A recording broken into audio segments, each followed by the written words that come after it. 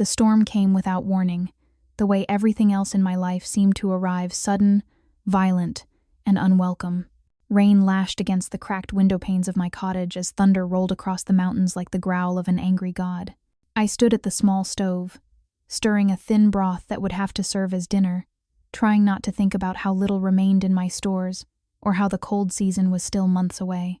My hands trembled slightly as I worked, not from the chill that seeped through every gap in the walls, but from the exhaustion that had become my constant companion. 3 years since I'd been cast out. 3 years since the rejection that should have killed me but somehow didn't. 3 years of surviving in this forgotten corner of the Shadowpine territory, where even the pack's outcasts rarely ventured. If you're enjoying this story so far, don't forget to hit the like button and subscribe. Drop a comment telling me where in the world you're watching. From I love hearing from you. The wooden amulet at my throat, the only thing I'd managed to keep from my old life, felt heavy against my skin. My fingers moved to touch it. An old habit, a reminder that I had once belonged somewhere, to someone. Before everything shattered, a sharp knock at the door startled me so badly I nearly dropped the ladle. No one came here. Ever. The cottage sat at the edge of the wilderness, accessible only by a barely visible path through dense forest. The pack had made it clear when they exiled me. I was to remain invisible, forgotten, erased from their history. Visitors were not just unlikely, they were impossible. The knock came again, more urgent this time, accompanied by a voice roughened by cold and exhaustion. "Please, I need shelter." Every instinct screamed at me to ignore it, to pretend I hadn't heard. But something in that voice, the raw desperation, the edge of pain called to something deep within me. Perhaps it was the memory of my own suffering, the nights I'd spent alone and broken, wishing someone, anyone, would show me mercy. I approached the door slowly, my heart hammering against my ribs. Through the small window, I could make out a figure slumped against the doorframe, rain streaming off his broad shoulders. He was massive, even hunched as he was, and something about his silhouette made my pulse quicken with primal recognition. Alpha. But that was impossible. Alphas didn't wander the wilderness alone. They certainly didn't come begging for shelter at the door of a rejected Omega living in exile. I cracked the door open just enough to see his face, and my breath caught in my throat.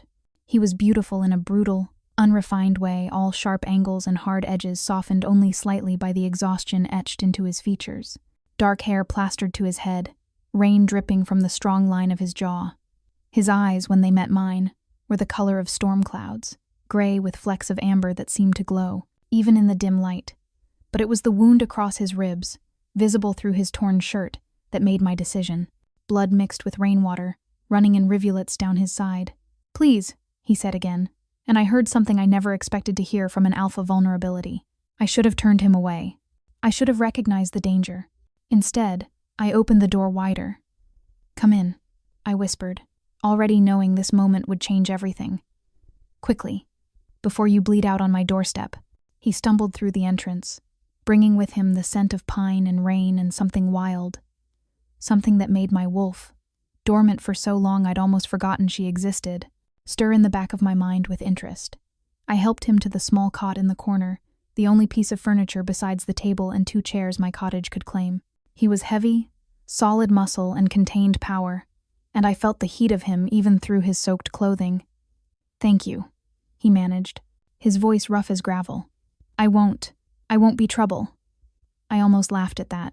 An alpha, wounded and seeking shelter in the home of an exiled Omega during the worst storm of the season. If this wasn't trouble, I didn't know what was.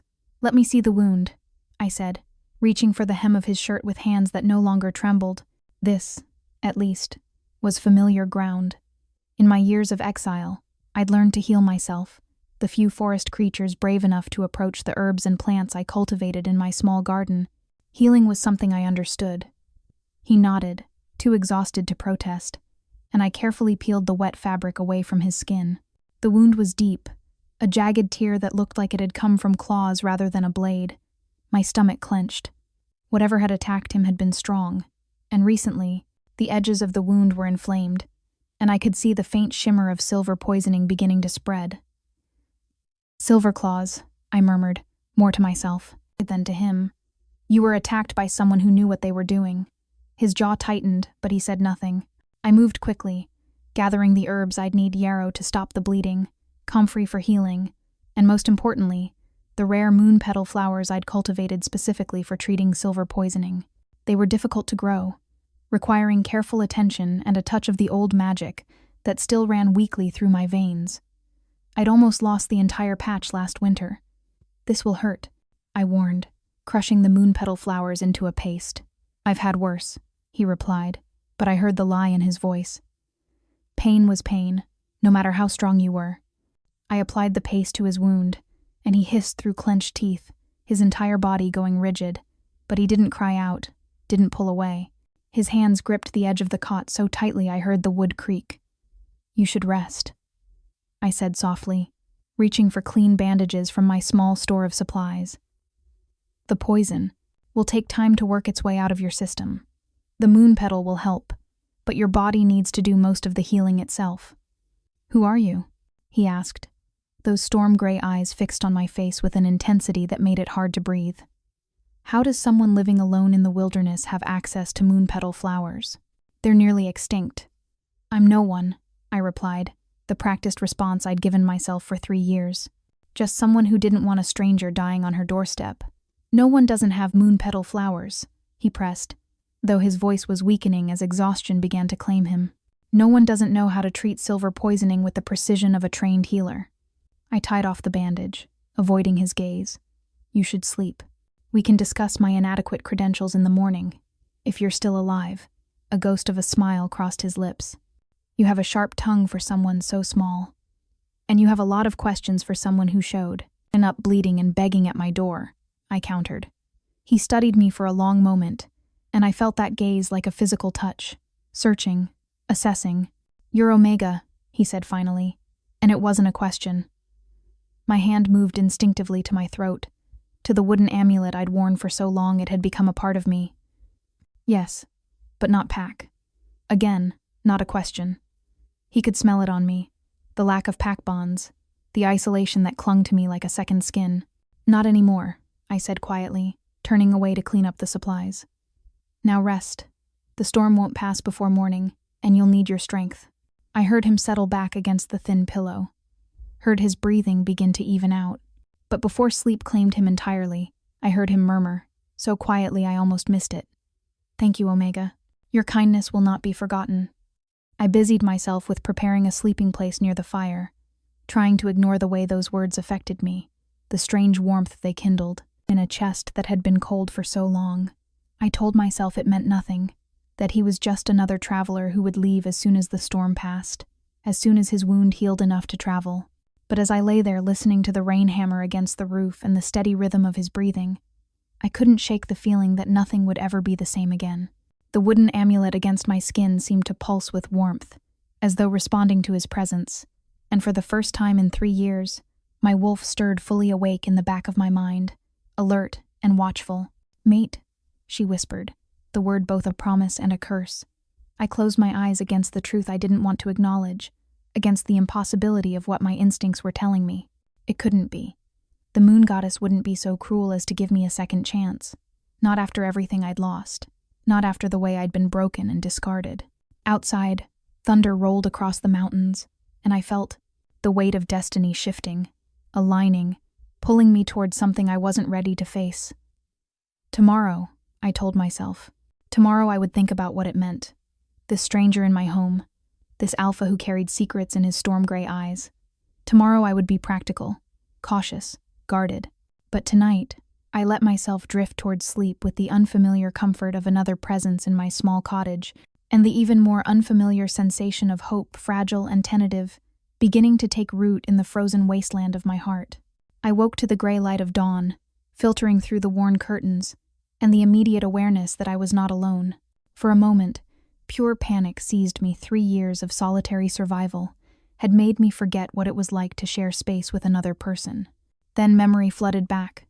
The storm, the wounded stranger, the impossible whisper of my wolf claiming what couldn't be true. I turned my head slowly. He was still asleep on the cot, his breathing, deep and even, the tense lines of pain that had marked his face last night smoothed by rest. If you're hooked on this story, make sure to subscribe and turn on notifications so you never miss an upload. Your support means everything, and helps me bring you more emotional stories like this one. In sleep, he looked younger, less dangerous, though no less powerful. The blanket I'd draped over him had slipped down to his waist, revealing the bandage wrapped around his ribs and the expanse of muscle and scarred skin beneath it. This was no pampered pack alpha. His body told a story of battles fought and survived, of a life spent on the edge between civilization and wilderness. I rose quietly, moving to check my stores. The broth from last night wouldn't be enough for 2 people, especially not for healing an alpha's substantial frame. I'd have to be creative with what little I had. Some dried herbs, a handful of root vegetables from my garden, the last of my flour. "You're up early." His voice rumbled from the cot, rough with sleep, but alert. I turned to find him watching me, those storm-gray eyes tracking my movements with an intensity that made my pulse quicken. "Old habit," I replied, keeping my voice neutral. "How's the wound?" He shifted carefully, testing his body's response. "Better. Whatever you use the moon petal paste, it's working. The silver poisoning has already receded." He paused, studying me with open curiosity. "Where did you learn healing like that?" "Books," I said shortly, turning back to my meager supplies. It wasn't entirely a lie. I had learned from books, after my exile. But before that, I'd been trained by the pack healers, back when I'd been someone, back when I'd had a future. "Books?" he repeated, skepticism clear in his tone. "And moon petal flowers just happen to grow wild near your cottage?" "I cultivate them," I admitted, "among other medicinal plants. The forest provides, if you know how to ask properly." I felt him watching as I moved about the small space, preparing what would pass for breakfast. The silence stretched between us, not quite comfortable but not hostile either, something careful and assessing. "I'm Kale," he said finally. I hesitated, my hand stilling over the pot where I was mixing flour and water for simple bread. Names had power, names meant connection, but I could hardly continue calling him the stranger if he was going to remain here until the wound healed completely. "Lyra," I offered, giving him only my first name. My family name no longer belonged to me. It had been stripped away along with everything else. "Lyra," he repeated, and the way he said it, careful and deliberate, sent an unexpected shiver down my spine. "Thank you for your help last night, Lyra. I wouldn't have survived the storm in my condition. Anyone would have done the same," I said, though we both knew it wasn't true. Most would have turned away a bloodied stranger, especially out here where danger was as common as rain. Would they? He shifted on the cot, sitting up with a grimace that he tried to hide. "In my experience, kindness is rarer than moon petal flowers." I couldn't argue with that. I'd learned the same lesson 3 years ago. "Can you walk?" I asked, changing the subject. "You should try to move around a bit, keep the blood flowing. Just don't strain the wound." He stood carefully, testing his weight, and I tried not to notice how he seemed to fill the entire cottage with his presence. He was even taller than I'd realized, his head nearly brushing the low ceiling beams. He moved to the window, looking out at the storm-washed landscape. "How long have you lived here?" he asked. 3 years. The truth came out before I could stop it. "Alone?" "Yes." He turned back to face me, and I saw the questions forming behind his eyes. Questions about why a young Omega would choose isolation, why I bore no pack scent, why I clearly possessed skills beyond those of a simple forest dweller. "The bread needs to bake," I said quickly, cutting off whatever he'd been about to ask. "I need to check the garden, make sure the storm didn't damage the plants. You should rest. More. Healing takes time, even with moon petal." I grabbed my worn cloak and slipped outside before he could respond. Needing air, needing space, needing to escape the weight of his presence and the impossible thing my wolf kept insisting every time I looked at him. The morning was cool and fresh-washed, the storm having cleared the air. My small garden had survived mostly intact. The protective wards I'd woven around it had held. I knelt in the damp earth, checking each plant with practiced efficiency, letting the familiar task ground me. This was my life now.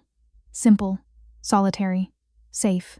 I'd built it carefully over 3 years, creating a space where no one could hurt me again, where I didn't have to fear rejection or betrayal, or the crushing weight of a broken bond. And now this stranger, this alpha, had appeared, bringing with him complications I couldn't afford. "Mate," my wolf whispered again, insistent. "No," I said aloud to the empty garden. Impossible. I'd been given a mate, and once before. Damien, the beta's son, handsome and charming and utterly faithless. He'd accepted our bond, marked me even, and then 3 months later decided I wasn't enough. That my omega status was an embarrassment, that he deserved better than someone so weak and passive. The rejection had nearly killed me. Should have killed me. Most omegas didn't survive having their mate bonds severed, especially so soon after marking. But I'd been too stubborn to die, too angry, too broken to give him even that satisfaction. The moon goddess didn't give second chances. Everyone knew that. Fated mates were rare enough to be blessed twice was unheard of, which meant my wolf was wrong. This strange pull I felt toward KL was just proximity, just loneliness, making me vulnerable to the first kindness I'd experienced in years. I stood, brushing dirt from my knees, and froze. Kale stood in the doorway of the cottage, leaning against the frame, watching me, even injured, even dressed in clothes. Still damp from last night's rain, he radiated authority, the kind of presence that couldn't be hidden or diminished. "You have wards," he said, gesturing to the barely visible shimmer around the garden. "Old magic. Very old magic." My heart stuttered. Most wolves couldn't see wards, let alone identify their origins. "You should be resting," I said, avoiding his observation. "I've rested." He moved toward me with surprising grace for someone who'd been bleeding out less than 12 hours ago. "Now I'd like answers. Who are you really, Lyra? Because you're not just some forest-dwelling omega with a talent for healing." I backed up a step, then hated myself for the retreat. I'm exactly what I appear to be. Someone who values privacy and solitude. Someone who doesn't appreciate interrogation in exchange for basic kindness. "I'm not interrogating you," he said, though his tone suggested otherwise. "I'm trying to understand why someone with your abilities, your knowledge, is living, alone in one of the most dangerous stretches of wilderness in the Northern Territories." "Maybe I like danger," I shot back. "Or maybe you're hiding." His eyes narrowed. "From what? Or from whom?" "That's none of your concern." I moved past him toward the cottage, but his hand shot out, catching my wrist with surprising gentleness. The moment his skin touched mine, everything changed. Heat exploded through my body, starting from the point of contact and radiating outward in waves. My wolf surged forward with such force it took my breath away, and I heard her howl of recognition echo through my mind. The wooden amulet at my throat blazed with sudden warmth, almost burning. Kale's eyes widened, his pupils dilating. His grip on my wrist tightened reflexively, and I knew he felt it too. The pull, the recognition, the impossible, undeniable truth. "No," I whispered, jerking my hand free. "No, this isn't possible." But even as I said it, I saw the mark beginning to appear on his wrist where we'd touched a faint silvery pattern, like frost spreading across glass. The mate mark, the physical manifestation of a fated bond. Kale stared at his wrist, then at me, his expression caught between shock and something that looked almost like wonder. Don't." I cut him off, backing away. "Don't say it. This is a mistake. The moon goddess doesn't give second chances. This isn't real." "Second chances?" He took a step toward me, and I saw his mind working, putting pieces together. "You've been bonded before. The rejection, that's why you're here, isn't it? That's why you're alone." Tears burned behind my eyes, but I refused to let them fall. I'd cried enough 3 years ago. It doesn't matter. Whatever this is, whatever you think you're feeling, you should leave as soon as you're strong enough. We can pretend this never happened." "Pretend?" His voice dropped to something low and rough. "You want me to pretend I haven't just found my fated mate? That I haven't spent years searching? Wondering if the moon goddess had forgotten me entirely?" "I'm not your mate," I said desperately, even as the mark on his wrist continued to spread, even as I felt the answering pattern beginning to bloom on my own skin beneath my sleeve. "I can't be. I've already been rejected once. I survived it, barely, and I won't. I can't go through that again." Understanding dawned in his eyes, followed quickly by something that looked like anger but not at me. "Who?" he asked, his voice taking on an edge that raised the hair on the back of my neck. "Who was fool enough to reject their fated mate?" "It doesn't matter," I repeated. "He's gone. That life is gone. And I've built something here, something that doesn't include complications or bonds or the risk of being broken again." "Lyra, no." I held up my hand, stopping him. You need to heal. And then you need to leave. That's all. Nothing more. I turned and walked into the cottage, my heart hammering so hard I thought it might crack my ribs. Behind me, I felt his presence, felt the pull of the incomplete bond stretching between us like a living thing. Inside, I busied myself with the simple bread, pulling it from the oven with shaking hands. The scent of it should have been comforting instead. It just reminded me of how small my life had become, how careful I'd been to want nothing, need nothing, risk nothing. Cale entered silently, moving to lean against the wall, careful of his wound. The air between us was charged, electric, full of all the things we weren't saying. I should tell you, he said quietly, breaking the silence. My being here seeking shelter in your cottage, it wasn't entirely an accident. My hands stilled. What do you mean?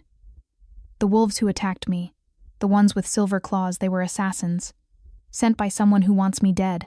He paused. I'm not just any alpha, Lyra. I'm... A sharp knock at the door cut him off. We both froze. No one knew about this cottage. No one came here. Twice in 2 days was beyond coincidence. It was impossible. Cale moved with sudden alertness despite his injury, positioning himself between me and the door. The protective instinct was automatic, undeniable, and something in my chest tightened at the sight of it. The knock came again, more insistent. Open up, called a voice I didn't recognize. We know the rogue is in there. Hand him over, and we'll leave you in peace. Cale's expression hardened, his entire body shifting into something dangerous, predatory. And in that moment, I saw past the wounded traveler, past the careful questions and storm-gray eyes. I saw power, authority, the kind of presence that couldn't be hidden no matter how ordinary the clothing, no matter how dire the circumstances. Who are you? I whispered. Really? He turned to look at me, and in his eyes, I saw apology and resignation. I'm Julian Blackthorn, he said quietly. Alpha, king of the Northern Territories, and those men at your door are here to kill me. The knock became a pound. Last warning. Send out the rogue, or we burn you both out. Julian Cale, whatever his name was, looked at me with an intensity that stole my breath. I'm sorry. I never meant to bring danger to your door. But I need to ask, will you help me? Not because of the bond, not because fate demands it, but because what? I asked, my mind reeling from the revelation. Because I think you're the only person in this world brave enough and skilled enough to stand beside an alpha king with a target on his back. His lips curved in a slight, dangerous smile. And because, mate or not, I'm not ready to die. Not when I've only just found something worth living for. The door shuddered under another impact. Soon they would break through. I looked at Julian the Alpha King, the wounded stranger, the impossible mate I couldn't afford to claim, and felt something shift inside me. 3 years I'd spent hiding, surviving, telling myself that safety was enough, that solitude was protection. But standing here with assassins at my door and a bleeding king in my cottage, I realized something. I'd survived my rejection. I'd survived exile and isolation and the slow, grinding poverty of my existence. I'd survived everything that should have broken me, which meant I was strong enough to survive this too. There's a cellar, I said quietly, making my choice. Hidden beneath the floorboards near the fireplace. It leads to a tunnel that comes out near the river, about half a mile east. Can you make it that far with your injury? Hope flared in his eyes. Yes. Then get down there, now. I moved to the small table where I kept my kitchen knife inadequate as a weapon, but it was all I had. I'll buy you time. I'll buy you time. Lyra, no. You're the Alpha King, I interrupted, surprised by the steadiness in my voice, which means you're more important than one exiled Omega. Now, go, and don't look back. The door began to splinter. Julian caught my face in his hands, the touch sending another shock of awareness through my body. I will come back for you, he said fiercely. I swear on my crown, on my life, on this bond between us, I will come back. You don't owe me anything, I replied, but even I could hear the lie. I owe you everything. He pressed his forehead to mine briefly, a gesture of intimacy and promise. And I pay my debts. Then he was moving, pulling up the hidden trapdoor, disappearing into the darkness below. I straightened my spine, gripped my inadequate knife, and turned to face the door just as it crashed open, and 4 men spilled into my small cottage, silver weapons gleaming in their hands. The first one smiled at me, cold and cruel. "Where is he, little Omega?" I lifted my chin, channeling every bit of the strength I'd forged in 3 years of survival. "I don't know what you're talking about." His smile widened. "Then I suppose we'll have to encourage your memory. Boys tear this place apart, and if she resists, well." He fingered the silver dagger at his belt. "We'll just have to get creative." As they advanced, I felt the wooden amulet at my throat grow warm, not with the heat of the bond this time, but with something older, something that had been sleeping inside me for 3 years, waiting for a reason to wake. My wolf rose with a snarl. They thought they were hunting a helpless Omega, a broken cast-off living alone in the woods. They had no idea what I'd become in my exile, what I'd learned about survival and strength, and the kind of power that came not from being born to it, but from having nothing left to lose. The wooden amulet blazed against my skin, and for the first time since my rejection, I felt the old magic stirring in my blood, the heritage I'd never fully understood, the gift that had marked me as different long before Damien had broken our bond. "Last chance," the leader said, taking another step forward. "Where's the rogue?" I smiled, and saw surprise flicker in his eyes. "He's not a rogue," I said softly, "and you've made a terrible mistake coming here." The amulet pulsed with light, and then the real storm began. The wooden amulet blazed brighter, and I felt power surge through my veins, ancient, wild, untamed. It was the magic my father had tried to teach me before I'd been bonded to Damien, before I'd become so focused on being the perfect Omega mate that I'd buried everything that made me different. The lead assassin's eyes widened as the air around me began to shimmer. He never finished the sentence. The wards I'd woven around my cottage, the protections I'd spent 3 years perfecting, responded to my call. Vines erupted through the floorboards, wrapping around the ankles of the nearest attacker. He fell with a cry of surprise, his silver blade clattering across the floor. "Witch!" one of them shouted, backing toward the door. "She's a moon-blessed witch." Moon-blessed. The term felt like coming home, like remembering a name I'd been forced to forget. Not all wolves carried the old magic it ran in certain bloodlines, rare and precious, manifesting most strongly in Omegas. But the packs had learned to fear it, to suppress it, to treat those who bore it as dangerous anomalies, rather than gifts from the moon goddess herself. Damien had hated my magic, had made me promise never to use it, to be normal, to not embarrass him with displays of power that made other wolves uncomfortable. And I, desperate for his love, desperate to make the bond work, had agreed. Never again. I raised my hand, and the vines responded, tightening around the fallen man's legs. "You came to my home," I said, my voice carrying an echo of something ancient. "Threatened my peace, hunted someone under my protection." The amulet pulsed in time with my heartbeat. "That was your first mistake." The leader recovered his composure, raising his silver blade. "The old magic can't protect you from this. Silver cuts through all defenses, witch or not." He lunged. I didn't move, didn't need to.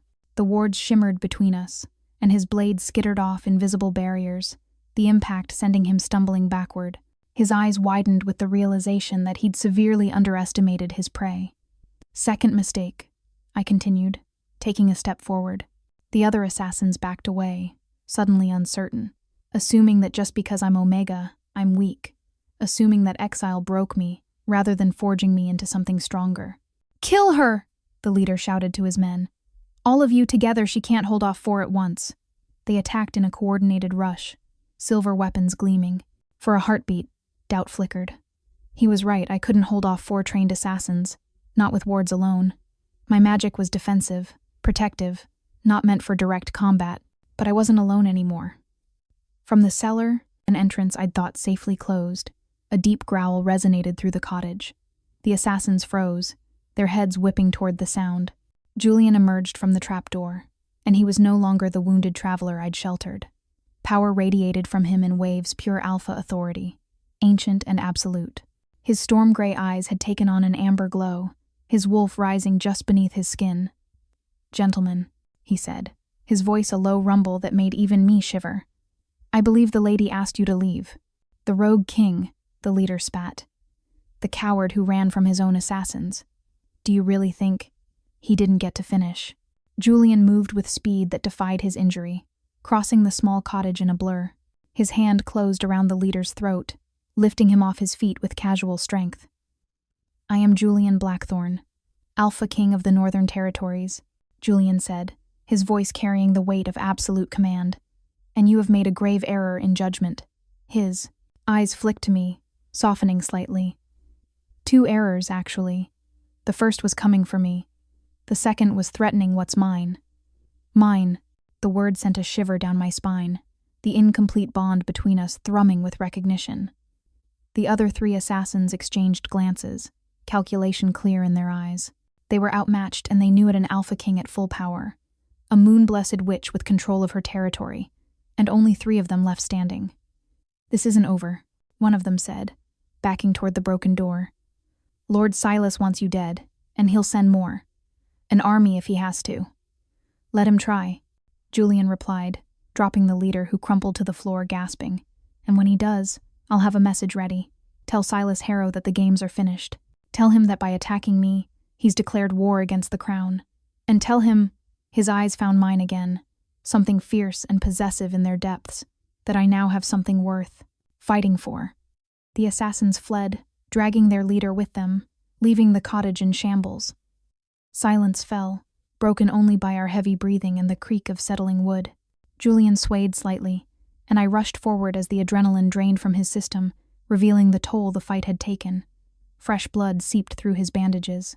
"You tore the wound open," I said, guiding him back to the cot. "You were supposed to escape, not come back and play hero." "Escape and leave you to face 4 armed men alone?" He winced as I eased him down. "What kind of mate would that make me?" "A living one," I countered, but my hands were gentle as I began unwrapping the soiled bandages. "You could have died. So could you." His hand caught mine, stilling my movements, and that I couldn't allow. I looked up and found his gaze intense, burning with something that made my breath catch. "You barely know me," I whispered. "I know enough." His thumb traced small circles on the back of my hand, and I felt the mate mark on my wrist pulse in response. "I know you took in a bleeding stranger during a storm. I know you possess magic you've clearly been taught to hide. I know someone hurt you badly enough that you've been living in exile for 3 years. And I know," his voice dropped, intimate and sure, "that when I thought those men might harm you, I felt a rage unlike anything I've experienced. The kind of rage that made running toward danger instead of away from it the only acceptable choice." "Julian, I meant what I said." His other hand came up to cup my face, and the touch sent warmth cascading through me.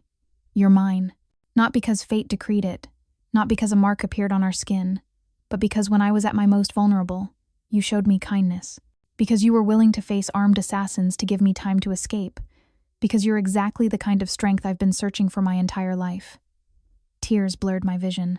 "I can't do this again," I admitted, the words torn from somewhere deep. "The bonding, the hoping, the inevitable moment when you realize I'm not enough. Stop." The command in his voice was gentle but absolute. "I don't know what happened with your previous bond, who was fool enough to reject you, but I am not him. I am Julian Blackthorn, and when I claim something, I keep it."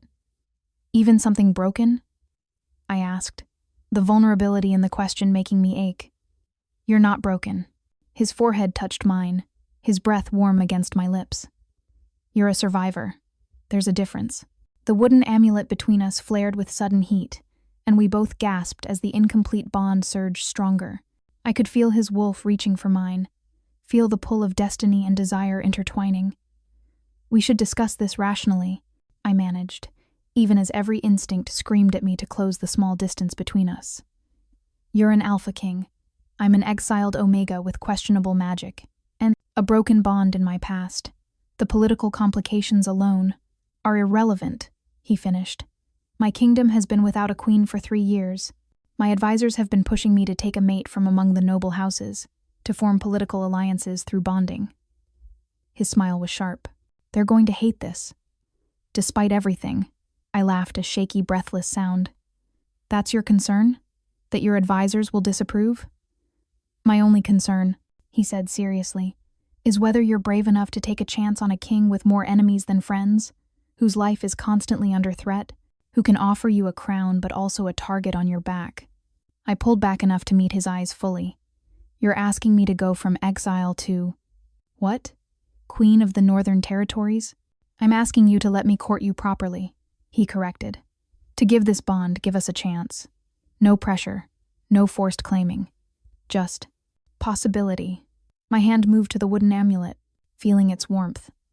My father had given it to me the day I presented as Omega, had told me it would guide me to my true path.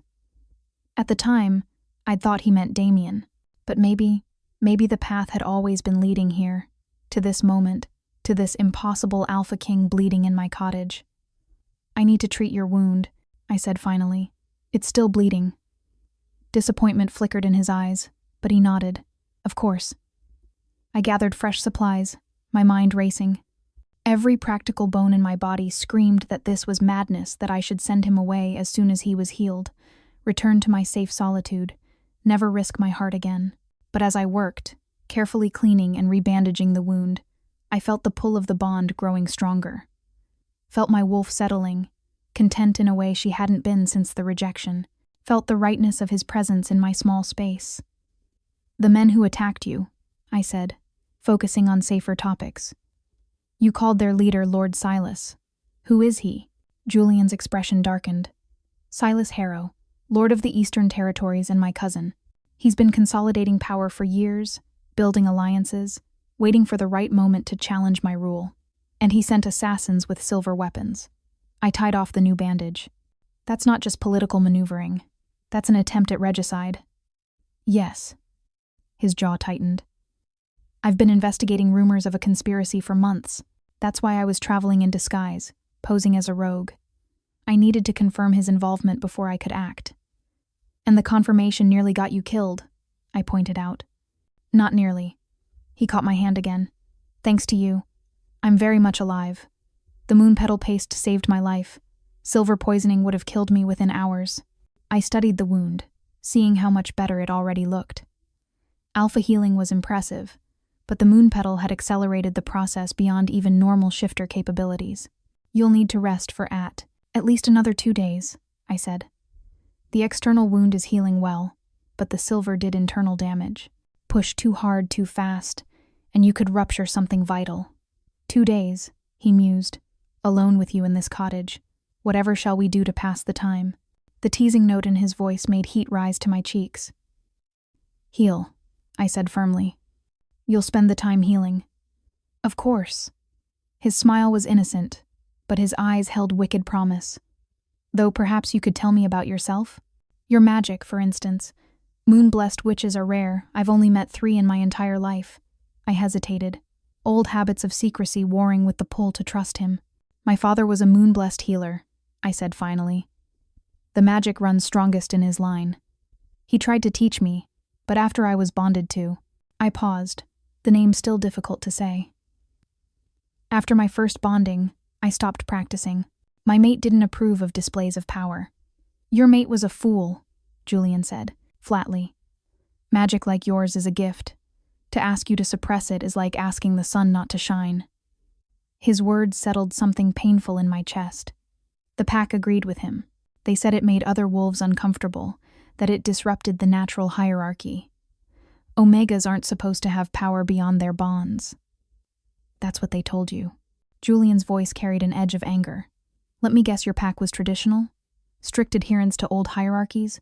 Omegas treated as property rather than people? I nodded, not trusting my voice. Then they were fools too. He shifted on the cot, wincing slightly. In the old days, before the Great Wars, moon-blessed Omegas were revered. They were the bridge between wolves and the goddess, healers and seers and protectors. The strongest packs actively sought them out. That's not what I was taught, I said quietly, because fear makes people controllable. He reached up, tucking a strand of hair behind my ear. Your pack was afraid of what you could become, so they convinced you to be less. Your mate was afraid his power would be eclipsed by yours, so he rejected you rather than stand beside someone stronger. The words cut deep because they rang true. You can't know that, I protested weakly. Can't I? His smile was sad. I've spent years watching strong wolves diminish themselves to fit into spaces too small for them. I've seen countless Omegas with gifts and intelligence forced to pretend helplessness because their packs demanded it. He paused. I'm trying to change that in my territories. It's part of why Silas wants me dead. He represents the old ways, the traditional hierarchies that kept Omegas powerless. I sat back, processing this. So this is political for you? Defending Omega's rights? It's personal, he corrected. My mother was Omega. She was also one of the most brilliant strategists I've ever known. But my father's court treated her like a decorative accessory, something to be admired but never consulted. His voice dropped. She died when I was 12, poisoned by courtiers who found her influence on my father threatening. I'm sorry, I whispered. I vowed then that when I took the throne, things would be different. His eyes found mine. But I can't change centuries of tradition alone. I need allies. I need someone beside me who understands the cost of these old hierarchies. Someone strong enough to face the opposition with me. You need a political partner, I said, understanding now. Not just a mate. I need both. He said it simply, without artifice. And yes, fate conveniently provided exactly what I need in you. But that doesn't make it less real, Lyra. The political advantage doesn't diminish the fact that when I look at you, I see home. The wooden amulet pulsed, warm and insistent, and I felt my carefully constructed walls crumbling. 3 years I'd spent building defenses, and this Alpha King was dismantling them with nothing but honesty and the kind of seeing that made me feel exposed and treasured all at once. I'm afraid, I admitted, of hoping again, of believing this could be real only to have it torn away. Good, he said, surprising me. Fear means you understand the stakes. Fear means you're being smart about this. He squeezed my hand gently. But don't let fear make your decisions for you. Don't let one bastard's rejection convince you that you're unworthy of love. And if you're wrong about me, I asked, if I'm not strong enough for what you're asking, then we'll figure it out together. His smile was soft. But I don't think I'm wrong. I think you've been surviving alone in hostile wilderness for 3 years, cultivating rare healing plants and maintaining old magic wards. I think you just faced down 4 armed assassins without flinching. And I think he lifted our joined hands, showing the silvery mate mark that had spread further, more defined now, that the moon goddess doesn't make mistakes. I looked at the mark, at the intricate pattern that mirrored the one on my own wrist beneath my sleeve. 3 years ago, I'd worn Damien's mark with pride, right up until the moment he'd severed the bond and left me dying. The scar from that rejection still ached sometimes, a phantom pain that reminded me of what I'd lost. But this felt different. Where Damien's mark had been possessive and demanding, Julian's carried a sense of partnership, of equals choosing each other. Tell me about him, Julian said quietly. Your first mate. Help me understand what I'm asking you to overcome. I took a shaky breath. His name was Damien Crow, Beta's son in the Shadowpine Pack. We were bonded young. I was 19. He was 22. At first, it was everything I dreamed of. He was handsome, charming, attentive. I paused, remembering, but slowly, things changed. My magic made him uncomfortable. My opinions were too strong for an Omega. He wanted me. Decorative, compliant, silent. Julian's jaw tightened, but he didn't interrupt. I tried to be what he wanted, I continued. Suppressed my magic, bit my tongue during pack meetings, made myself smaller and quieter. But it was never enough. 3 months after he marked me, he met Aurora, an alpha female from a neighboring pack. Beautiful, powerful, from a better family line. My voice cracked slightly. He rejected our bond publicly, in front of the entire pack. Said I'd been a mistake, that he deserved better than a defective Omega with delusions of power. Bastard, Julian growled. The rejection nearly killed me, I said. Most Omegas don't survive it, but something in me, my magic, maybe, or just pure stubbornness, kept me alive. Barely. The pack exiled me immediately. Said my survival was proof I was unnatural, that the bond rejection should have been fatal. I met his eyes. So I came here, built this cottage, learned to survive alone, and convinced yourself you'd never risk your heart again. Julian finished softly. Yes. The word was barely a whisper. He was quiet for a long moment, his thumb tracing patterns on the back of my hand. Thank you, he said finally, for trusting me with that, for helping me understand what I'm asking of you. Does it change things? I asked, knowing I'm damaged goods? You're not damaged. The firmness in his voice made me look up. You're wounded. There's a difference. Wounds can heal, given time and care and the right person to help carry the weight. And you think you're the right person? I asked, trying for levity and failing. I know I want to be. His honesty was devastating. I know that every instinct I have screams at me to protect you, to prove to you that not all mates are faithless cowards, to show you what it means to be truly seen and valued. The bond thrummed between us, insistent and alive. My wolf was fully awake now, pressing forward, wanting to complete what fate had started. But my human heart, still scarred and cautious, held back. I need time, I said. I know the bond is pushing us. I can feel it too. But I can't just leap. Not yet. Then we take time, Julian agreed without hesitation. 2 days I'm trapped here healing anyway. 2 days for you to get to know me, to see if the man matches the mate. And if at the end of 2 days I say no? I asked. If I ask you to leave and never return? Pain flickered in his eyes, but his voice remained steady. Then I leave. Though I'd ask your permission to court you properly from a distance, to prove myself worthy. But if you truly wanted me gone, he paused, I would respect that choice. The fact that he would, that I could see the truth of it in his eyes, made something in my chest ease. This wasn't Damien, demanding and controlling. This was someone offering me a choice, even knowing it might break his own heart. 2 days, I agreed. Get to know each other. No pressure, no bond claiming, just possibility. His smile was radiant. Just possibility, he echoed. Though I should warn you, I'm very good at being charming when I put my mind to it. Despite everything, I laughed. Confident, aren't you? I'm an alpha king, he said with exaggerated arrogance. Confidence comes with the territory. Then his expression softened. But truly, Lyra, thank you for giving me this chance, for not letting fear win. Don't thank me yet, I warned. You might find 2 days in a cottage with a grumpy, reclusive Omega less appealing than you think. Impossible, he said. You've already ruined me for anyone else. 2 days will only make it worse. The wooden amulet pulsed warmly between us, and outside, the sun broke through the lingering clouds from last night's storm. Through the broken door, I could see my garden sparkling with raindrops, alive and thriving despite the violence that had nearly destroyed it. Maybe, I thought, that was a sign.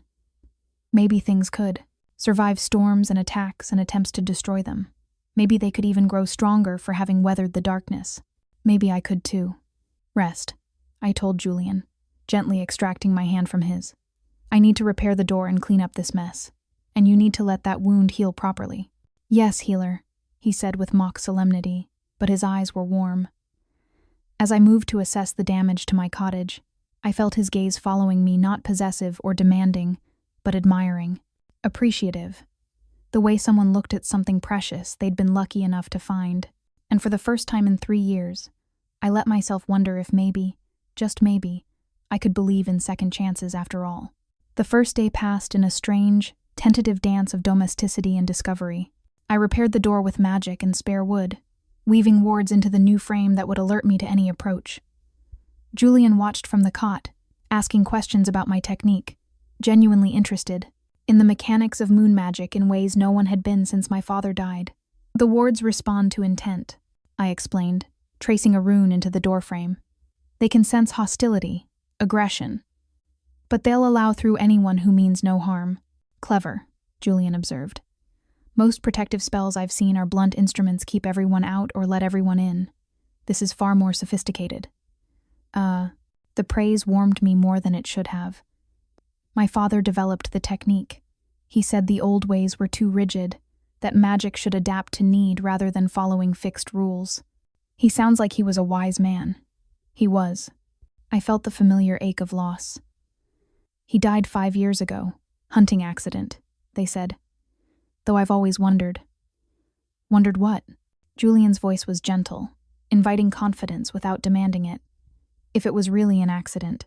He'd been speaking out about Omega rights in the pack, challenging traditional hierarchies. Some of the older alphas didn't appreciate it. I finished the last rune, feeling it settle into place. But I had no proof. And by then, I was bonded to Damien, who told me not to cause trouble by questioning the pack's judgment. Another reason to despise the man, Julian said darkly. I turned to find him watching me with an intensity that made my pulse quicken. "You can't hate everyone who's ever hurt me," I pointed out. "You'd have no energy left for anything else." "I can certainly try," but his smile took the edge off the words. "Tell me more about your father. What was he like?" So I did, and as I prepared a simple lunch of herbs and vegetables from my garden, I found myself talking about things I hadn't spoken of in years. My father's laugh, his patient teaching, the way he'd encouraged my questions instead of demanding obedience, the small rituals we'd shared gathering herbs by moonlight, blessing the garden at each season's turn, the old stories he'd told about moon-blessed wolves who'd shaped history. Julian listened with complete attention, asking questions that showed he was truly hearing me, not just waiting for his turn to speak. And slowly, carefully, he began to share pieces of himself in return. His mother, dead too young, who'd taught him that strength came in many forms. His complicated relationship with his father, who'd loved him but never quite understood him. The weight of inheriting a kingdom at 23, too young and unprepared, forced to grow up overnight when his father died suddenly. "They said it was his heart," Julian said quietly. "But like you, I've always wondered. There were factions who wanted me to fail, who thought a young, inexperienced king would be easy to control or overthrow. But you proved them wrong," I said, bringing him a bowl of stew. Eventually, he accepted the bowl with thanks, though it took years to consolidate power, to identify who I could trust. Silas was always there, my father's favorite nephew, offering advice and support. His jaw tightened. I didn't realize until recently that he'd been positioning himself as my replacement all along. "That's why you were traveling in disguise," I realized. "Gathering evidence." "Yes, I needed proof before I could act. Accusations against a high lord without evidence would split the kingdom." He took a bite of the stew and his eyes widened. "This is incredible. What did you put in it?" "Just herbs from the garden," I said, pleased by his reaction, "and a touch of magic to enhance the healing properties." "You put magic in my food?" He didn't sound upset, just intrigued. "Small magic," I assured him. "Nothing invasive. Just encouragement for your body to heal faster, more completely." I hesitated. I should have asked permission. I'm so used to living alone, doing what needs to be done without consultation, Lyra. He set down the bowl and caught my hand. "I trust you. If you'd wanted to harm me, you could have done it a dozen times already. Putting healing magic in my food is thoughtful, kind. Thank you." The simple acceptance of what I was, what I could do, made my throat tight with emotion. Damien had always treated my magic like a shameful secret, something to be hidden and suppressed. Julian spoke of it like a gift, natural and valued. "Tell me about being king," I said, needing to shift the conversation before I did something foolish like cry. "What's it actually like, ruling the Northern Territories?" His expression turned wry. "Complicated, frustrating, occasionally rewarding when I actually managed to accomplish something meaningful." He settled back against the pillows.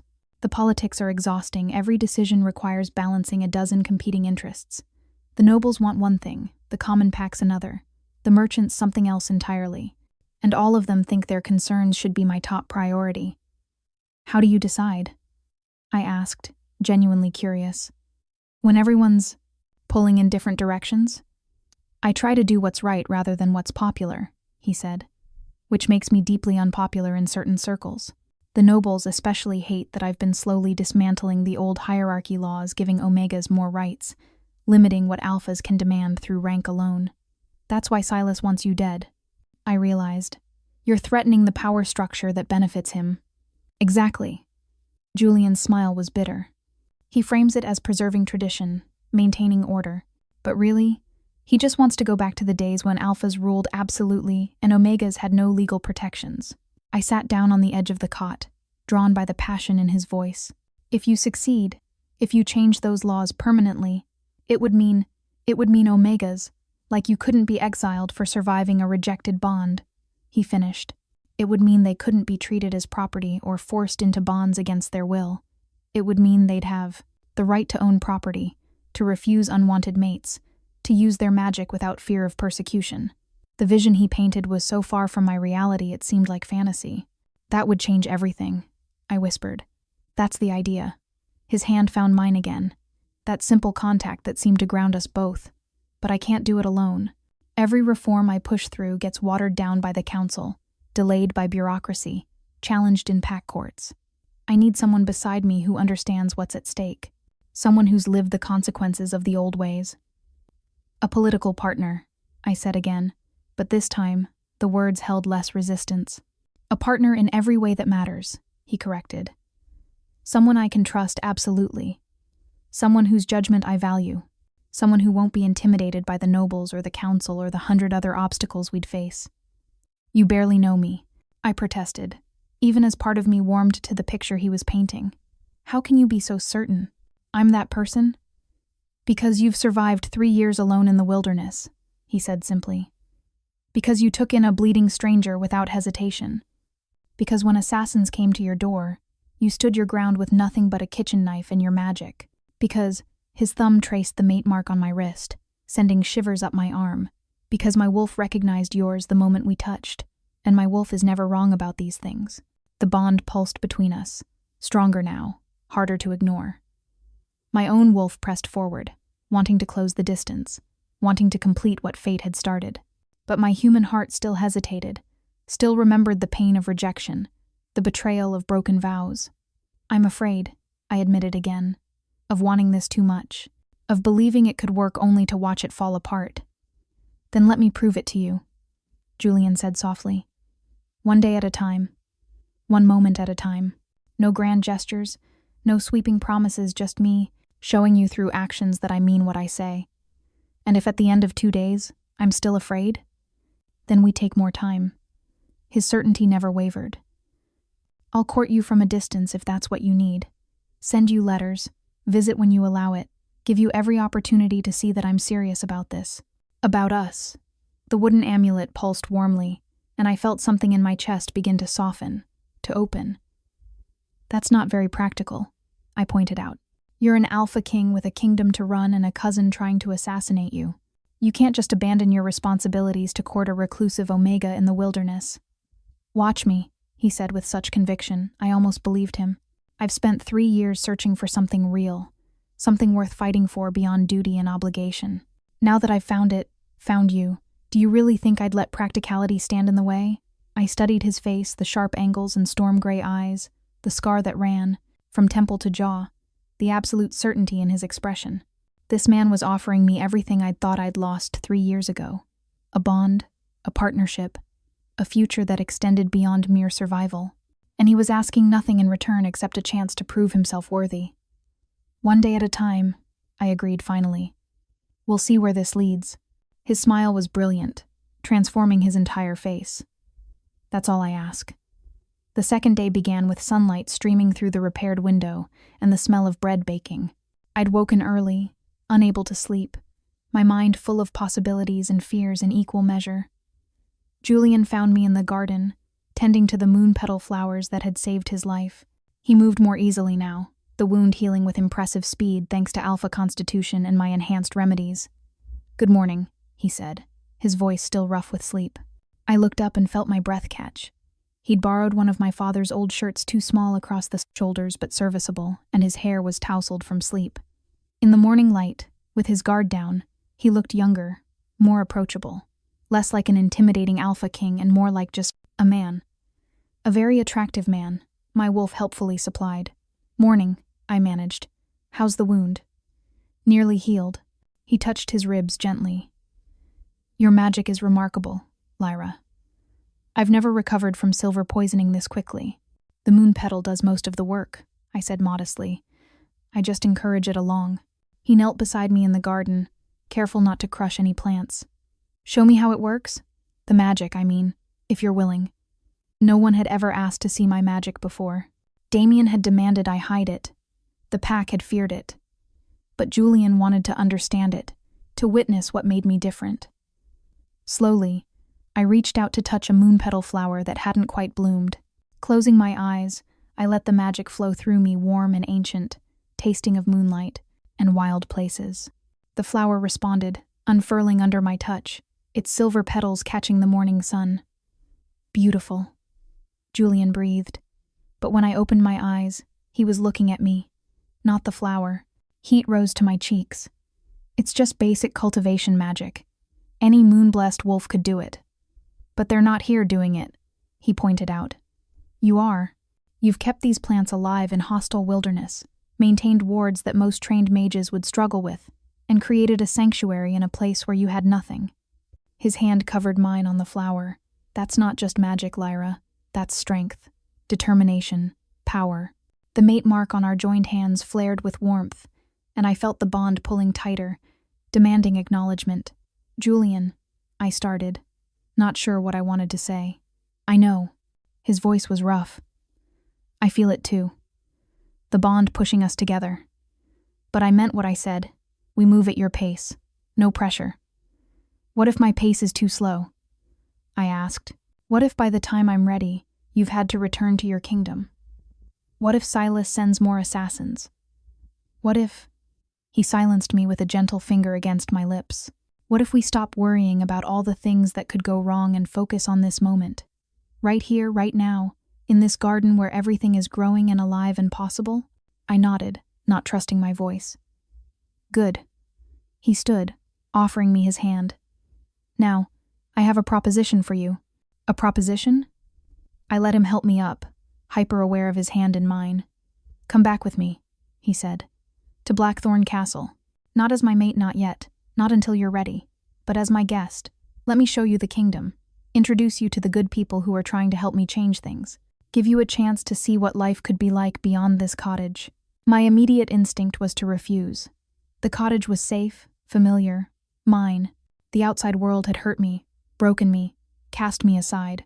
But as I looked around at my Bressis, small garden, my tiny cottage, the narrow borders of my existence, I realized something. I'd been surviving, yes, but I hadn't been living. And if I hate it? I asked. If the politics and the nobles and the whole royal world is everything I'm afraid it will be? Then I bring you back here, he said simply. You have my word. This cottage, this life, it would always be yours to return to if you wanted. I'd never force you to stay anywhere you didn't want to be. You'd give up trying to convince me? I asked skeptically. I'd try harder, he admitted with a slight smile, but from a respectful distance, with letters and gifts and elaborate plans to win your heart. His expression sobered. But ultimately, yes, your happiness matters more than my wants, even if your happiness means choosing a life without me. The sincerity in his voice undid something in my chest. Damien had never cared about my happiness, only his own comfort, his own ambitions. But Julian spoke of my contentment like it was the most important thing in the world. How long? I asked. If I agree to come as your guest, how long would you want me to stay? As long as you're willing, he said. A week to start? Long enough to see the castle, meet some people, get a sense of what the life involves, and then we reassess. If you want to leave, I'll escort you home personally. If you want to stay longer. The hope in his eyes was devastating. Then we'll continue getting to know each other. I looked at my cottage, at the garden I'd cultivated, at the small, safe world I'd built. And then I looked at Julian's storm-gray eyes and earnest expression and the kind of patient strength that made me want to believe in second chances. 1 week. I heard myself say, I'll come for 1 week, but I'm not making any promises beyond that. 1 week is more than I dared hope for, he said, and his smile was radiant.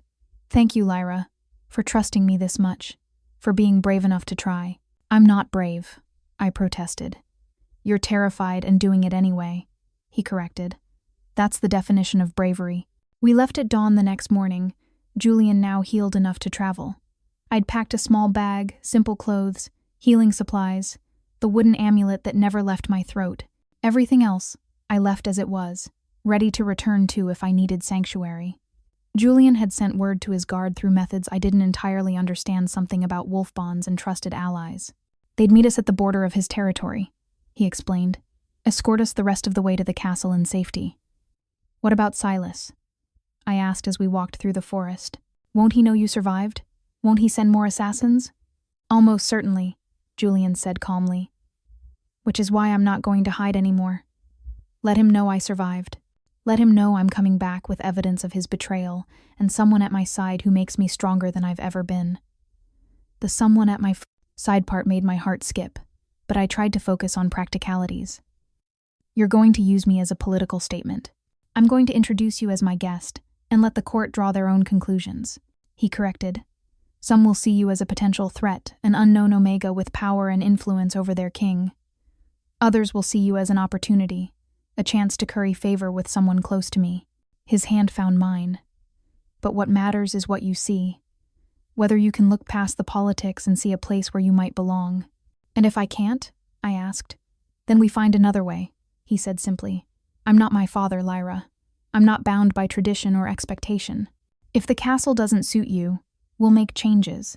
If the nobles object to your presence, they can learn to live with their objections. You're not the one who has to change and adapt and make yourself smaller. Not anymore. The conviction in his voice made something tight in my chest begin to loosen. For so long, I'd been told I was the problem, too powerful, too opinionated, too different. But Julian spoke as if the world should change for me, not the other way around. We walked in companionable silence for a while, following paths only Julian seemed to see. The forest gradually shifted, becoming less wild, more managed. We were nearing civilization, I realized with a flutter of nerves. What will they think? I asked suddenly. Your people. When you show up alive after being presumed dead, bringing a strange Omega with you? They'll think their king has excellent taste, Julian said, but then his expression sobered. Truthfully, there will be questions, suspicions. Some will wonder if you're a spy, if I've been compromised. The nobles will investigate your background, looking for weaknesses to exploit. Comforting, I muttered. But, he continued, they'll also see something they haven't seen in years. Their king choosing someone, bringing someone home, showing signs of planning for a future beyond mere survival. He squeezed my hand gently. For 3 years I've been ruling alone, refusing all suggestions of bonding, focused entirely on political reform. This will signal that something has changed, that I've found someone worth fighting for. No pressure, I said dryly. He laughed, and the sound was warm and genuine. I'm making this sound dire, aren't I? It won't all be political maneuvering and noble scrutiny. There are good people at court, allies who genuinely want to help build a better kingdom. My head of guard, Marcus, has been with me since childhood. My advisor, Elena, lost her daughter to a forced bonding and has been my strongest supporter in Omega rights reforms. The castle healer, Thomas, is moon-blessed himself and will be thrilled to meet you. The mention of allies helped ease some of my anxiety. Will they accept me? Even knowing I'm a rejected Omega with no pack bonds? They'll accept you because I do, Julian said firmly, and anyone who doesn't can answer to me. The possessive note in his voice sent an unexpected thrill through me. Damien had been possessive too, but it had been controlling, suffocating. Julian's protectiveness felt different, like shelter from a storm rather than a cage. We crested a hill, and suddenly the forest opened up to reveal a vast valley below. In the distance, perched on dramatic cliffs overlooking a glittering sea, stood Blackthorn Castle. It was enormous, all dark stone and soaring towers, both beautiful and intimidating. Flags bearing the silver wolf of Julian's house snapped in the wind, and even from this distance, I could see the bustle of activity in the courtyards. Home, Julian said softly. Then he looked at me, concern in his eyes. Are you all right? You've gone pale. It's just very big. I managed. And very real. Suddenly, this all feels very real. We can turn back, he offered immediately. Right now, if you want. I'll escort you home and we'll find another way. No. I took a deep breath, drawing on the strength I'd forged in 3 years of survival. No, I need to do this. I need to see if I can be more than just a girl hiding in the woods. You're already more than that, Julian said, but I understand wanting to prove it to yourself. He lifted our joined hands, pressing a kiss to my knuckles that made my breath catch. Whatever happens in there, whatever you decide, know that you're remarkable exactly as you are, with or without a crown, with or without a bond, with or without anything except yourself. The wooden amulet at my throat pulsed warmly, and I felt my father's presence in it, his encouragement, his faith in me, his belief that I was meant for more than I'd allowed myself to imagine. All right, I said, squaring my shoulders. Let's go meet your kingdom, Alpha King. His smile was brilliant. With pleasure, my lady.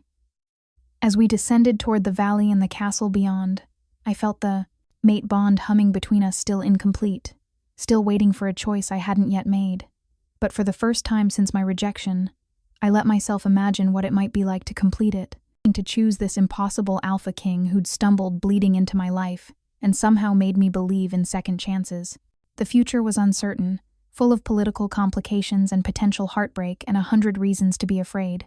But as Julian's hand tightened around mine and the castle drew closer, I realized something important. I'd survived the worst already.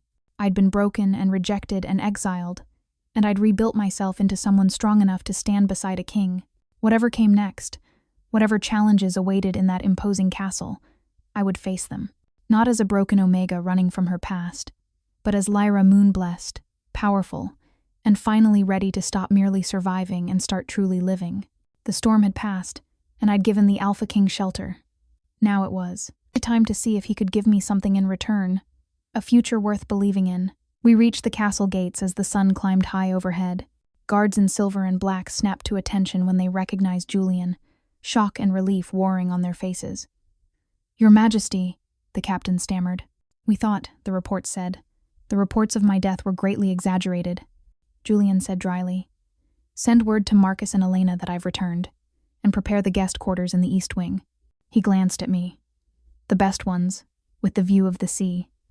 "Of course, Your Majesty." The captain's eyes flickered to me with obvious curiosity, but he was too well trained to ask questions. "And the lady is?" "Under my personal protection," Julian said, his voice taking on an edge of authority that made even me shiver. "Anyone who troubles her answers to me directly. Is that understood?" "Perfectly, Your Majesty." As we passed through the gates and into the courtyard, I felt dozens of eyes turn toward us. Servants stopped their work, guards straightened to attention, and from the castle entrance, 3 figures emerged, moving toward us with purpose. "Julian," a tall woman with silver-streaked hair and sharp eyes hurried forward. "Thank the goddess," when the scouts reported. She broke off, her gaze landing on me. "And who is this?" "Elena, Marcus, Thomas," Julian greeted them warmly. "Allow me to introduce Lyra. She saved my life and has graciously agreed to be my guest for a time." "To me," he said, "these are my most trusted advisors. Elena handles political strategy. Marcus commands my guard, and Thomas is our chief healer." Thomas, an older man with kind eyes and the faint shimmer of moon magic around him, stepped forward with a knowing smile. "Moon blessed," he said immediately, looking at me.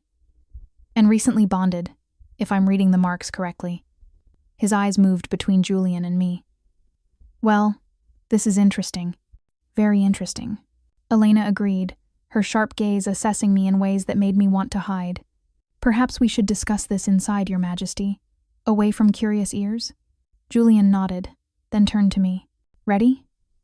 I looked at the castle looming above us, at the 3 advisors watching with various degrees of curiosity and concern, at Julian's steady, reassuring presence beside me. 3 years ago, I'd lost everything. I'd been broken, rejected, cast out, but I'd survived. I'd healed. I'd grown strong in my solitude. And now, standing on the threshold of something new and terrifying and possible, I realized I had a choice. I could let fear win, could retreat to my safe cottage and my small life, or I could be brave enough to believe that the moon goddess truly did offer second chances, that this impossible bond with an Alpha King might be the path my father had always believed I was meant to walk. "Ready," I said, and let Julian lead me into the castle, into my future, into the unknown. The wooden amulet pulsed against my heart, warm and reassuring, as if my father was telling me one last time, "Trust yourself, little one. Trust your strength. Trust that you are exactly where you're meant to be." And for the first time in 3 years, I did. The council chamber fell silent as I entered, my footsteps echoing against the ancient stone floors. 6 months ago, such silence would have been born of dismissal or discomfort. Now, it carried the weight of respect hard-won and carefully maintained. "Lady Lyra," Lord Rothmore inclined his head, the gesture still stiff but genuine. "Your timing is impeccable. We were just discussing the proposed expansion of healing clinics to the outer territories. Then I'm exactly where I need to be, I replied, taking my seat at the long table. Not at the foot, as tradition would have dictated for an omega. Not hidden in the shadows as Damien had once insisted. But here, third seat from the head, directly across from Elena and beside Thomas, in the position Julian had created specifically for me, Royal Advisor on Moon Magic and Omega Welfare. The title had caused uproar when he'd first announced it. 3 of the older lords had threatened to resign. 2 had actually tried, until Julian calmly reminded them that the kingdom's laws were his to shape, not theirs to dictate. They'd stayed, and slowly, grudgingly, they'd begun to see what Julian had known from the start, that I brought value beyond bloodlines and traditional hierarchies. Julian entered moments later, his presence filling the room with effortless authority. Our eyes met across the table, and I felt the completed mate bond hum between us, warm, steady, unbreakable. The mark on my wrist, fully formed now, caught the light from the tall windows. Its twin gleamed on his wrist as he took his seat at the head of the table. We'd completed the bond 2 months ago, on the night of the winter solstice. Not in a rushed, desperate claiming, but in a ceremony witnessed by those we trusted most. I'd worn my mother's dress, which Elena had somehow tracked down from my old pack.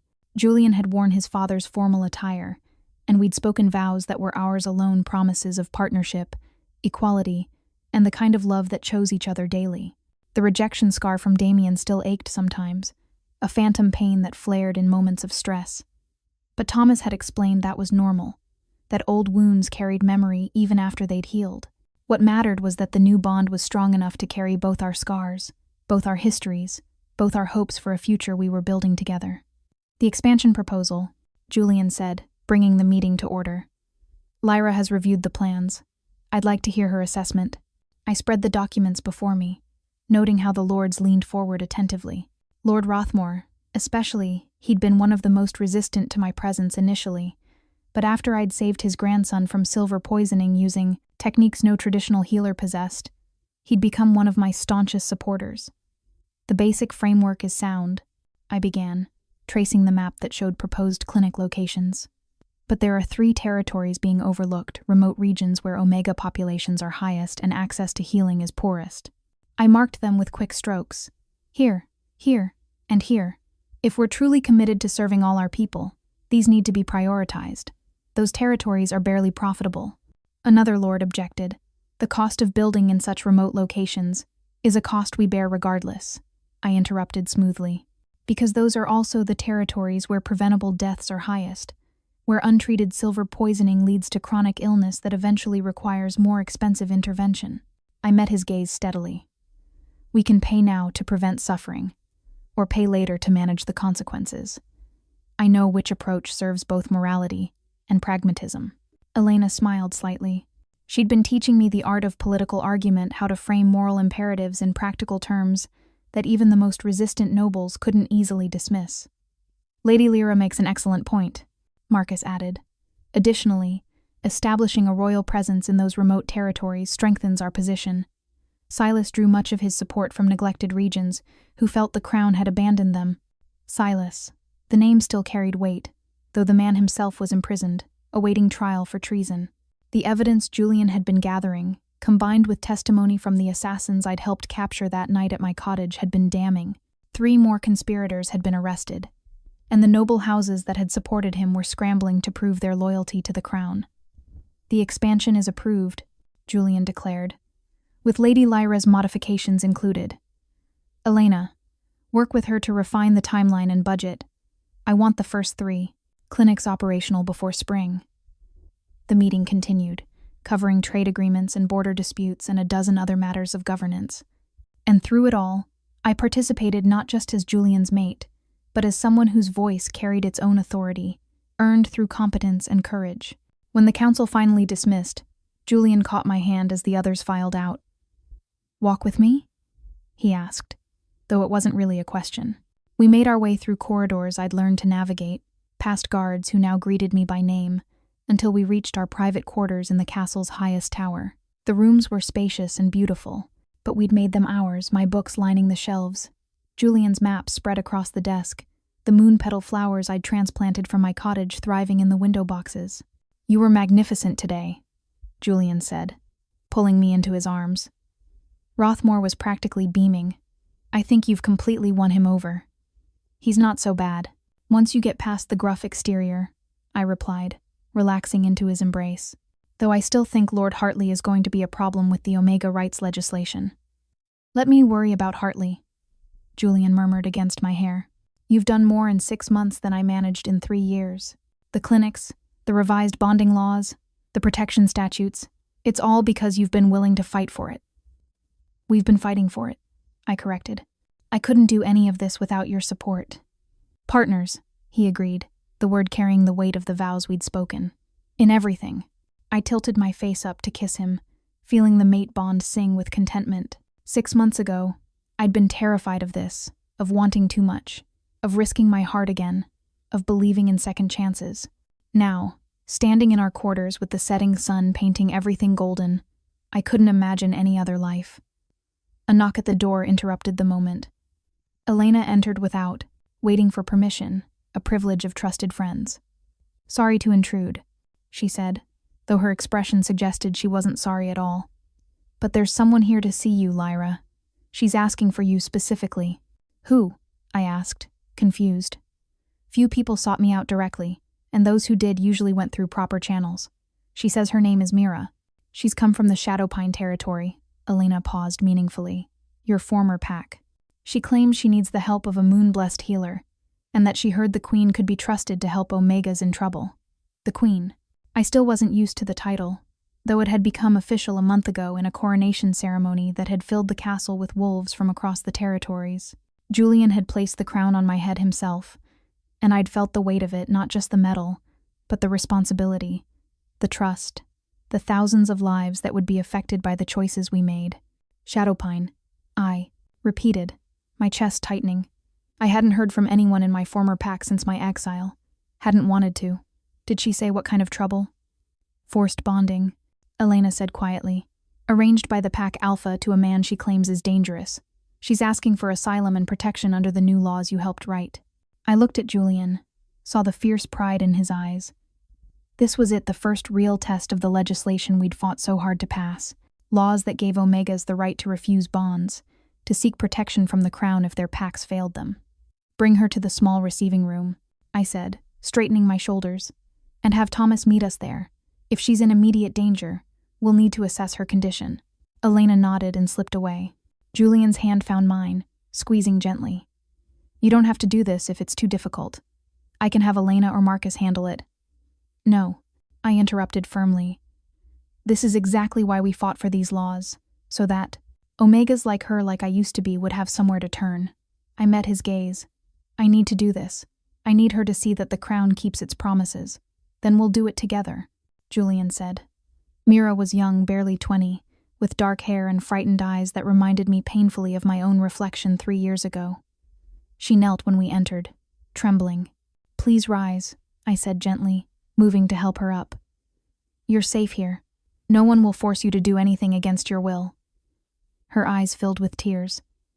They said the pack said you were dead, that you'd died from the rejection like you were supposed to. But then I heard rumors, stories about a moon-blessed Omega who'd become queen, and I thought maybe," her voice broke, "maybe if the stories were true, someone would finally help." My throat tightened with emotion. "The stories are true.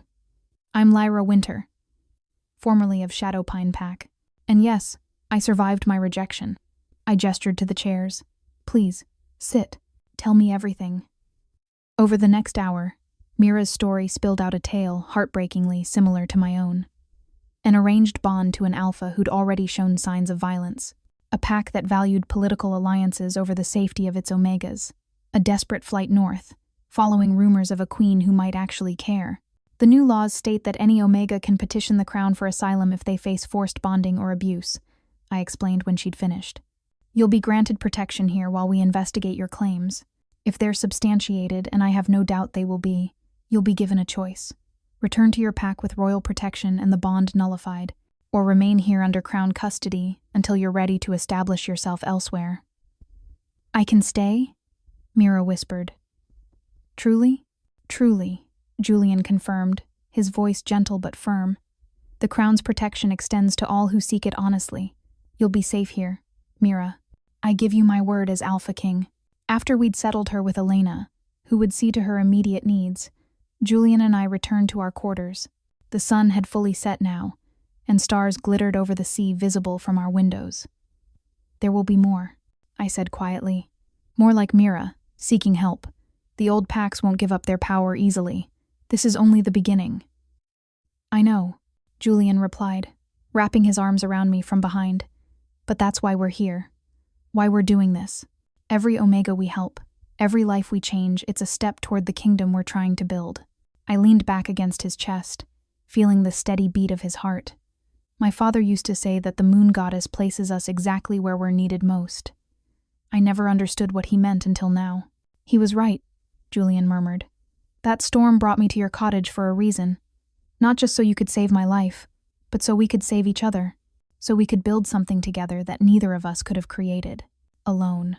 I turned in his arms, looking up at the man who'd stumbled into my life bleeding and desperate and somehow convinced me to believe in second chances. The Alpha King who'd offered me not just a bond, but a partnership. A crown, but also a purpose. I love you, I said simply. For seeing me when I was invisible. For valuing me when I'd been discarded. For making me believe I was worth choosing. Always, he promised, and sealed the vow with a kiss that tasted of forever. The wooden amulet at my throat pulsed warmly my father's blessing. I'd come to believe.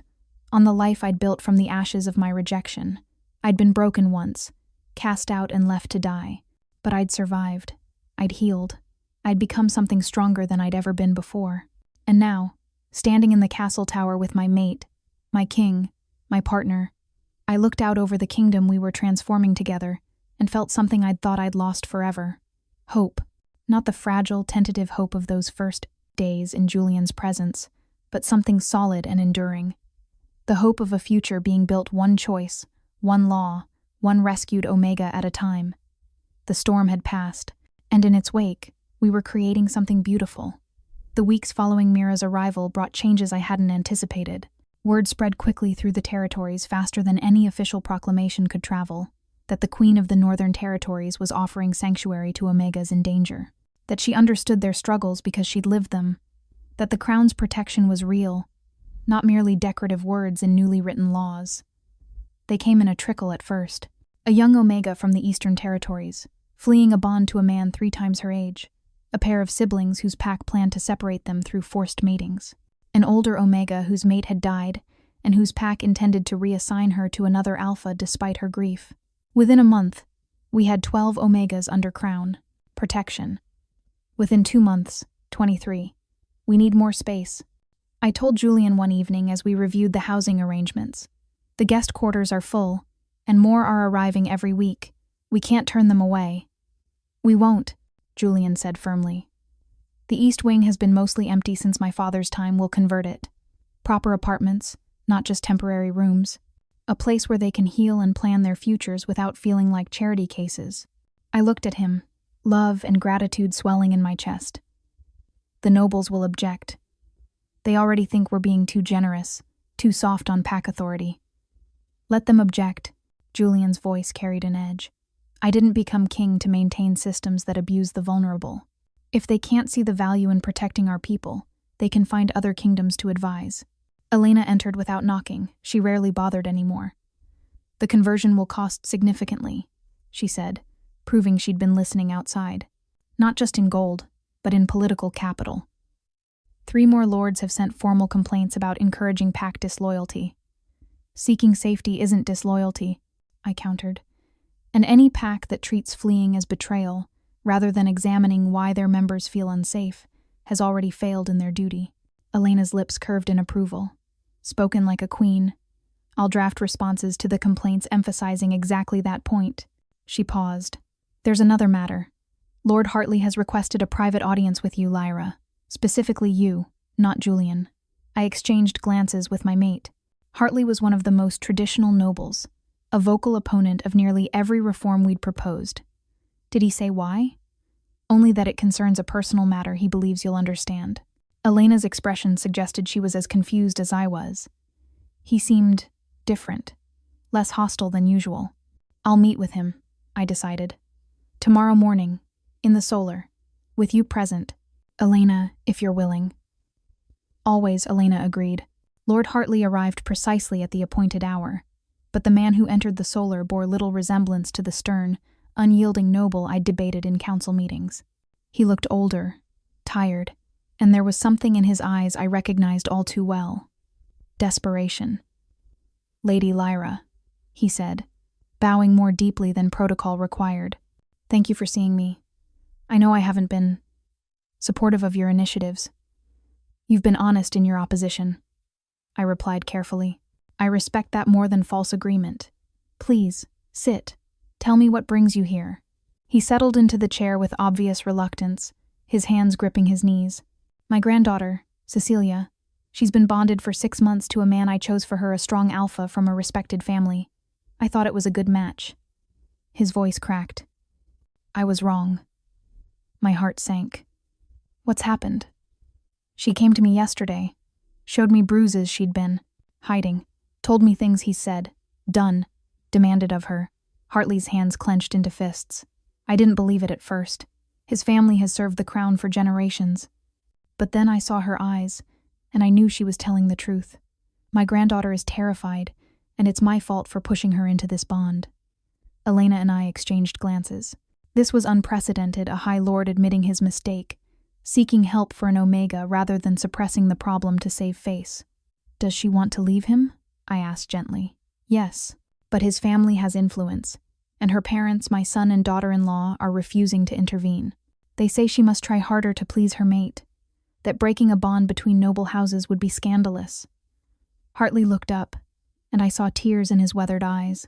I've watched you help strangers, common Omegas with no connections or power. I'm here to beg you to extend that same protection to my granddaughter, even though I've fought against everything you represent. The irony wasn't lost on me. The man who'd argued most vehemently against Omega protection laws was now begging for their mercy. Lord Hartley, I said carefully, the laws we enacted don't distinguish between common and noble. If Cecilia is being abused, she deserves protection regardless of her bloodline. I paused. But you understand what this means? Her mate's family will object. There will be scandal. Your own family may turn against you for supporting her choice. I know. His voice was steady despite the tears. And I accept it. I've been a fool, clinging to traditions that hurt the people I'm supposed to protect. If helping Cecilia costs me my standing, so be it. She's worth more than my pride. I felt something shift in my chest. This was what change looked like, not sweeping declarations or dramatic reforms, but individual people choosing to be better, even when it cost them dearly. Bring her here, I said. Today, if possible. She'll have the Crown's full protection while we investigate her claims and arrange a legal separation, if that's her choice. Thank you, Hartley whispered. Thank you. I don't deserve your mercy. Not after how I've treated you. You deserve a chance to make things right, I interrupted. We all do. That's what second chances mean. After Hartley left, Elena turned to me with an expression of amazement. Do you realize what just happened? If Hartley is coming around, others will follow. You've just won over one of our biggest opponents. I didn't win him over, I corrected. His granddaughter did, by being brave enough to tell her truth. I just provided an option that didn't exist before. That's exactly my point, Elena said. You created the space for her bravery to matter. That's what leadership looks like.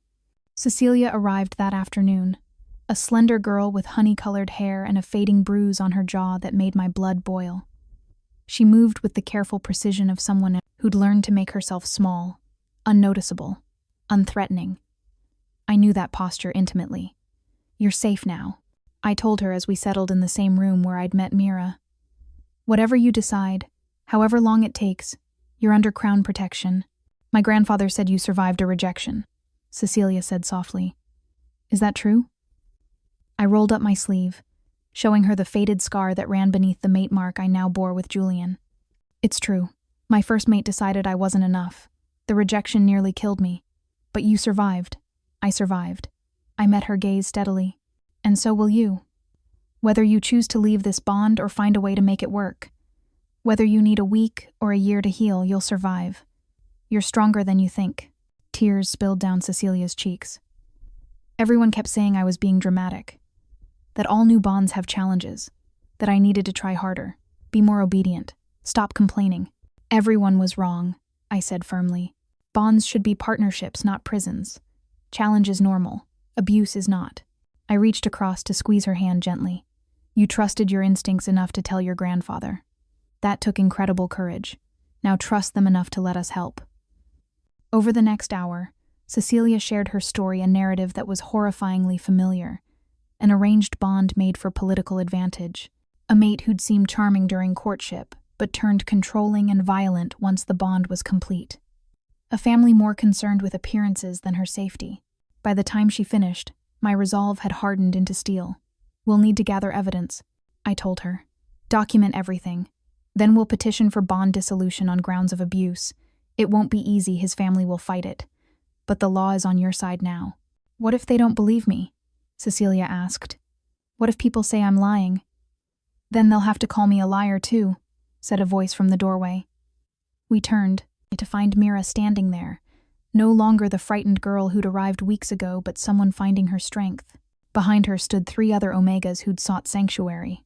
We've all survived what you're surviving, Mira continued, stepping forward, and we're all willing to testify about the patterns of abuse, the ways mates and packs gaslight and control. You're not alone in this, Cecilia. None of us are anymore. I watched as Cecilia's expression transformed from despair to something like hope. This was what I'd dreamed of building, not just laws and protections, but a community. Omegas supporting each other, sharing strength, refusing to be isolated and controlled. Thank you, Cecilia whispered. All of you. That evening, I found Julian on the battlements, looking out over the kingdom. The sea wind caught his dark hair, and in the fading light, he looked every inch the powerful alpha king he was. Hartley's granddaughter? He asked as I joined him. Safe. Healing. Surrounded by others who understand. I leaned against his side, drawing comfort from his solid warmth. We're doing it, Julian. Actually changing things. You're changing things, he corrected. I just provide the authority. You're the one they trust, the one they seek out. You're the heart of this movement. We're partners, I reminded him. Your authority makes my work possible. My experience makes your reforms meaningful. Together, we're stronger than either of us alone. He pulled me close, pressing a kiss to my temple. I received word from the border territories today. 2 more packs are requesting crown mediators for bond disputes. They're specifically asking for representatives trained in the new protocols, the ones you designed. My heart swelled. They're asking for help instead of hiding problems. That's progress. More than progress. It's transformation. Julian's arms tightened around me. My father would never have believed this possible. A kingdom where Omegas have voices, where the crown intercedes in pack matters to protect the vulnerable. You've helped me build something he couldn't even imagine. We're not done yet, I said. There are still territories where the old ways hold firm, packs that see our reforms as threats, nobles like Silas who will always resist change. Which is why we keep fighting, Julian agreed. 1 case at a time, 1 rescued Omega at a time, 1 converted skeptic like Hartley at a time. We stood together in comfortable silence, watching the sun paint the sky in shades of amber and violet. So much had changed in 6 months. The frightened, broken Omega who'd taken in a bleeding stranger had become a queen. The Alpha King who'd barely survived an assassination attempt had found not just a mate, but a true partner in reshaping his kingdom. Do you ever miss it? Julian asked quietly. The cottage, the solitude, the simple life. I considered the question honestly. Did I miss the quiet? Sometimes. Did I miss the safety of isolation? Occasionally. But I miss who I was there, I said finally. The peace I'd made with a small life. But I don't want to go back. That version of me was surviving, not living. Here, I gestured to the castle, the kingdom beyond. Here I'm building something that matters, helping people who need it, being more than I ever imagined possible. We keep the cottage maintained, Julian said. If you ever need refuge, need to escape the politics and noise, I know. I squeezed his hand. And that matters, knowing I could go back if I needed to. But I don't think I will. This is home now. Your home. The mate bond pulsed between us, warm and certain. 6 months of partnership had only strengthened it, proved that the moon goddess truly had given me a second chance worth taking. "There's something I need to tell you," Julian said, and something in his tone made me turn to face him fully. "The council met privately this afternoon. They've been discussing succession." My stomach dropped. "Already? We've barely been bonded 6 months." "I know, but they're concerned about stability, about ensuring the reforms we're making survive beyond our reign." He cupped my face gently. "They want us to consider children, an heir to secure the future." Children. The word sent a cascade of complicated emotions through me, hope and fear and longing all tangled together. "I told them it's our decision, not theirs," Julian continued, "that you've been through enough without adding pressure about producing heirs, that we'll address succession when and if we're ready." I searched his face. "But what do you want?"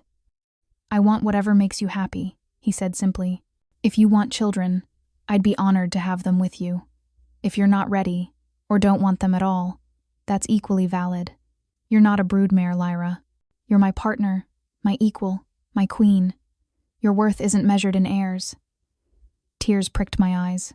Damien had made it clear from our bonding that my primary purpose was producing strong offspring. The rejection had come partly because I'd wanted to wait, to establish our bond first, to not rush into parenthood.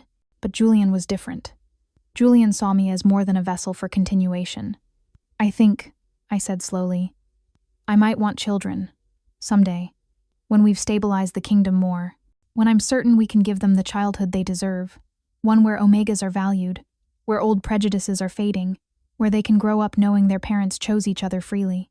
Julian's smile was radiant. "Someday sounds perfect. No rush, no pressure. Just us, building toward a future we're both ready for." He kissed me then, deep and thorough, and I tasted promise in it, not just of potential children, but of all the tomorrows we'd face together. The challenges and triumphs, the political battles and quiet victories, the continued work of transforming a kingdom, one brave choice at a time. When we finally pulled apart, the stars had emerged fully, glittering across the darkening sky. "Come on," Julian said, taking my hand. "Thomas mentioned the moon petals in your garden are blooming, something about the castle's soil agreeing with them better than he expected." We made our way down from the battlements, through corridors now familiar, to the private garden I'd created in the castle's inner courtyard. The moon petals glowed softly in the starlight, their silver petals catching and reflecting the moon's glow. I knelt beside them, letting my magic flow gently through the connection. The flowers responded, blooming fuller, brighter, their healing properties strengthening under the touch of moon-blessed power. "They're thriving," I murmured. "Just like we are. Just like everyone you've helped is thriving," Julian corrected, kneeling beside me. "Mira is training to become a mediator. Cecilia is finding her voice. Even Hartley is questioning beliefs he's held his entire life. You've created ripples that are spreading far beyond what you can see." I looked at the garden once, just a few transplanted flowers, now a thriving sanctuary of healing plants. Then at the castle around us, filled with omegas finding safety and strength.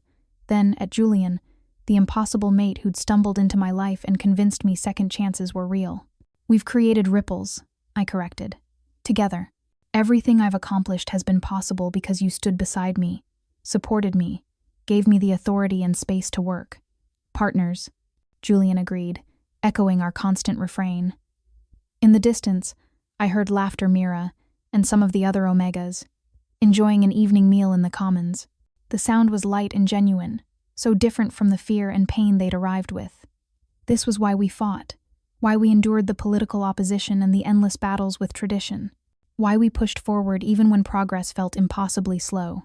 Because every laugh, every omega finding safety, every pack learning that abuse wouldn't be tolerated, it all mattered. It all meant something.